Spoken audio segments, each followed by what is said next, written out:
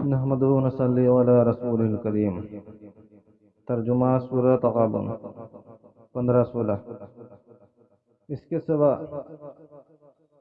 دوسری بات نہیں کہ تمہارے اموال اور تمہاری اولاد تمہارے لیے ایک آزمائش کی چیز ہے، پس جو شخص ان میں پڑھ کر بھی اللہ کو یاد رکھے تو اس کے لیے اللہ کے پاس بڑا اجر ہے۔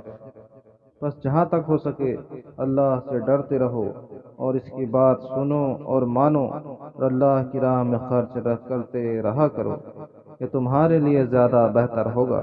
اور جو شخص اپنے نفس کی شغ یعنی لالچ سے محفوظ رہا، بس یہی لوگ فلاح کو پہنچنے والے ہیں۔ فائدہ: شہ بخل کا اعلیٰ درجہ ہے، جس کا نمبر 28 صفحہ 59 پر گزر چکا۔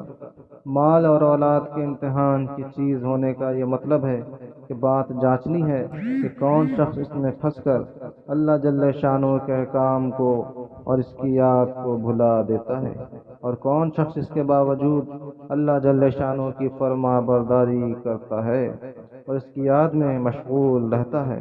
اور نمونہ کے لیے حضور اقدس صلی اللہ علیہ وسلم کا اسوہ سامنے ہے۔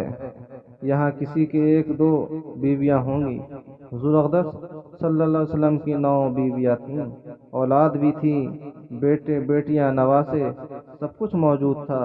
حضور اقدس صلی اللہ علیہ وسلم کے علاوہ حضرات صحابہ رضی اللہ عنہم کے حالات دنیا کے سامنے ہیں، وہ بہت ہی تفصیل سے کتابوں میں موجود ہیں۔ حضرت انس رضی اللہ عنہ کی اولاد کا شمار ہی مشکل ہے۔ ایک موقع پر فرماتے ہیں کہ میری اولاد کی اولاد تو علیحدہ رہی، خود بلا واسطہ اپنی اولاد میں سے 125 تو دفن کر چکا ہوں، اور جو زندہ رہے ان کے علاوہ اور اولاد کی اولادیں مزید برآں ہیں۔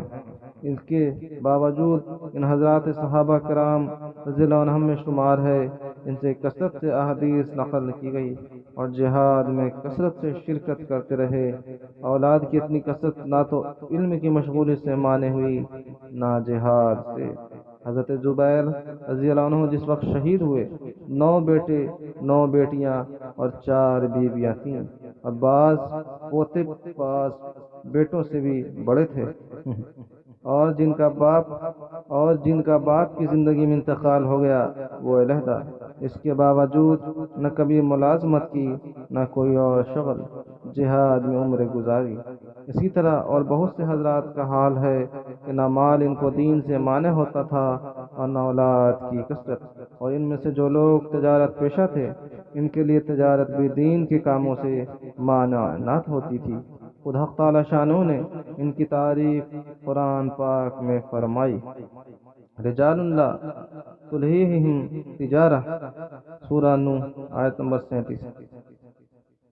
وہ ایسے لوگ ہیں جن کو خرید و فروخت اللہ کے ذکر سے، نماز قائم کرنے سے اور زکوٰۃ ادا کرنے سے نہیں روکتی۔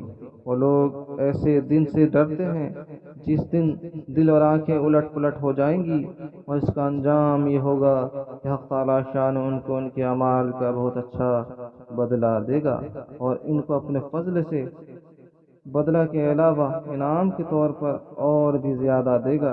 اس آیت شریفہ کی تفسیر میں بہت سے آثار میں یہ مضمون ذکر کیا گیا کہ جو لوگ تجارت کرتے تھے، تجارت ان کو اللہ تعالیٰ کی یاد سے مانع نہ ہوتی تھی۔ جب اذان سنتے فوراً اپنی اپنی دکانیں چھوڑ کر نماز کے لیے چل دیتے۔ سورہ تغابن ترجمہ 17-18۔ اگر تم اللہ جل شانہ کو اچھی طرح یعنی اخلاص سے قرض دو گے تو وہ اس کو تمہارے لیے بڑھاتا چلا جائے گا اور تمہارے گناہ بخش دے گا، اور اللہ جل شانہ بڑی قدر کرنے والا ہے کہ تھوڑے سے عمل کو بھی قبول کر لیتا ہے، اور بڑا بردبار ہے کہ بڑے سے بڑے گناہ پر بھی مواخذہ میں جلدی نہیں کرتا۔ پوشیدہ اور ظاہر اعمال کا جاننے والا ہے، زبردست ہے، حکمت والا ہے۔ فائدہ: آیات میں 25، 26، 27 پر اس قسم کے مضامین گزر چکے ہیں کہ اللہ جل شانہ کا خاص لطف و کرم ہے کہ ہماری خیر خواہی اور بندوں پر کرم کی وجہ سے جو چیزیں ان کے لیے ہم اہم اور ضروری ہیں، ان کو بار بار تاکید کے ساتھ فرمایا جا رہا ہے، اور ہم لوگ ان آیات کو بار بار پڑھتے ہیں اور مطمئن ہو جاتے ہیں کہ بہت ثواب قرآن پاک کے پڑھنے کا مل گیا۔ یہ کریم کا احسان اور انعام ہے، وہ اپنے پاک کلام کے محض پڑھنے پر بھی ثواب عطا فرمائے۔ لیکن یہ پاک کلام محض پڑھنے کے لیے تو نازل نہیں ہوا، پڑھنے کے ساتھ ساتھ اس کے پاک ارشادات پر عمل بھی تو ہونا چاہیے۔ ایک چیز کو مالک الملک، اپنا آقا، اپنا محسن، اپنا مربی، اپنا رازق، اپنا خالق بار بار ارشاد فرمائے، اور ہم کہیں کہ ہم نے آپ کا ارشاد پڑھ لیا بس کافی ہے، یہ ہماری طرف سے کتنا سخت ظلم ہے۔ اللہ تعالی ہم لوگوں کو کہنے سننے سے زیادہ عمل کی توفیق عطا فرمائے۔